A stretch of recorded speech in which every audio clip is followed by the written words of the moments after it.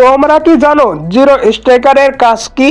জেনে না থাকলে জেনে যাবে যদি এই ভিডিওটা দেখো তাহলে। ব্লুড স্ট্রাইকার গেমে 90% মানুষ এই জিরো ক্যারেক্টারটা নিয়ে গেম প্লে করে থাকে। জিরো স্ট্রাইকারে আছে দুইটি পাওয়ার, একটা হচ্ছে অ্যাক্টিভ আর দ্বিতীয়ত হচ্ছে প্যাসিভ। এখন এই দুইটা স্কিল কি কি সেটা তোমরা তো অবশ্যই জানতে পারবে।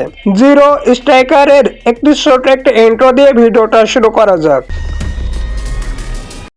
জিরো স্ট্রাইকারের একটি প্যাসিভ স্কিল হলো তুমি যখন এনিমিকে নক আউট করবে বা এনিমিকে যখন মারবে তখন তুমি যদি এই বাটনটায় ক্লিক করো তখন দেখবে এনিমিকে সাথে সাথে শট ডাউন দিতে পারবে ঠিক এইভাবে।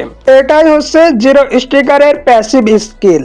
ব্লাড স্ট্রাইকারের জিরো ক্যারেক্টারের অ্যাক্টিভ স্কিল, যখন তোমার সামনে কোনো এনিমি হুট করে অ্যাটাক করবে বা অজান্তে অ্যাটাক করে দিবে তখন তুমি তাকে কিভাবে হ্রাস করবে এবং তাকে কিভাবে মারবে। এনিমিকে মারার জন্য এই প্রথম এবং সেকেন্ড স্কিলটা যেটা অ্যাক্টিভ সেটা অনেকটা পাওয়ারফুল, কারণ দেখো আমার সামনে অলরেডি একটা এনিমি আছে এবং আমাকে মারার চেষ্টা করছে।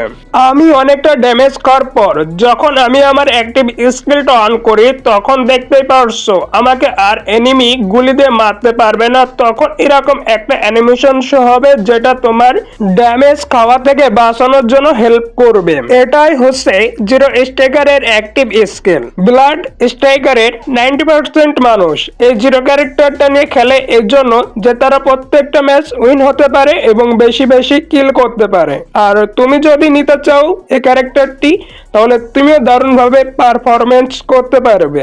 আশা করি এই ভিডিওটা দেখে তোমরা অনেকটা উপকার হয়েছো এবং যারা বুঝতে পারোনি তারা কমেন্টে জানাবে, আমি সর্বদা চেষ্টা করব তোমাকে হেল্প করার জন্য। আর হ্যাঁ, যারা এখনো আমাদের চ্যানেলটি সাবস্ক্রাইব করোনি অবশ্যই আমাদের চ্যানেলটি সাবস্ক্রাইব করবে, কারণ নিত্য নতুন tips and tricks video upload করা হচ্ছে।